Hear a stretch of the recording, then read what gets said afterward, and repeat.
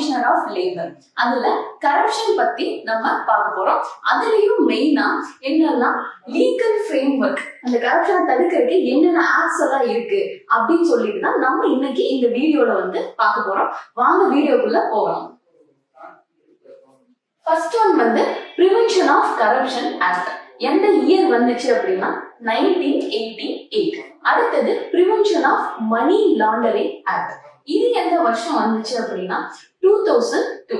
அதுக்கு அடுத்தது companies act. இது எந்த இயர் வருது அப்படின்னா 2013. அடுத்தது ஃபாரின் கான்ட்ரிபியூஷன் ரெகுலேஷன் ஆக்ட். இது எந்த வருஷம் அப்படின்னா 2010. அடுத்தது முக்கியமானது லோக்பால் அண்ட் லோக் ஆயுக்தா ஆக்ட்.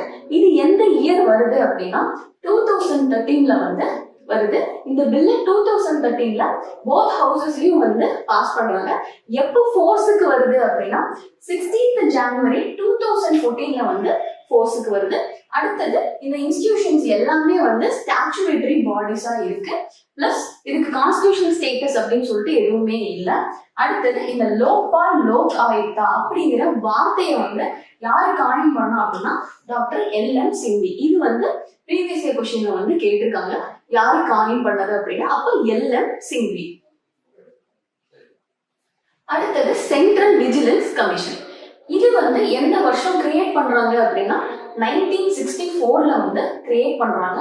இதுவும் வந்து ஒரு இண்டிபெண்டன்ட் ஸ்டாச்சுவேட்டரி பாடியா வந்து வருது. 64லயே கிரியேட் பண்றாங்க.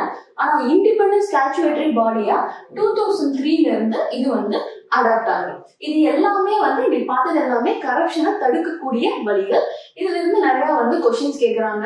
அந்த ஆக்டோட இயர்ஸ் ஆகட்டும், பிளஸ் எந்த வருஷம் கிரியேட் பண்ணாங்க, கான்ஸ்டிடியூஷனல் பாடியா இல்லையா, அந்த மாதிரி வந்து கொஸ்டின்ஸ் ரைஸ் ஆகிறதுக்கு சான்சஸ் இருக்கு. நம்ம வலிமை IAS அகாடமில assistant commissioner of labour test பேட்சும் போயிட்டு இருக்கு, வீடியோ கிளாஸஸும் போயிட்டு இருக்கு. ஜாயின் பண்ணணும் அப்படின்னு நினைக்கிறவங்க டிஸ்கிரிப்ஷன்ல இருக்க நம்பருக்கு கால் பண்ணுங்க அல்லது மெசேஜ் பண்ணுங்க.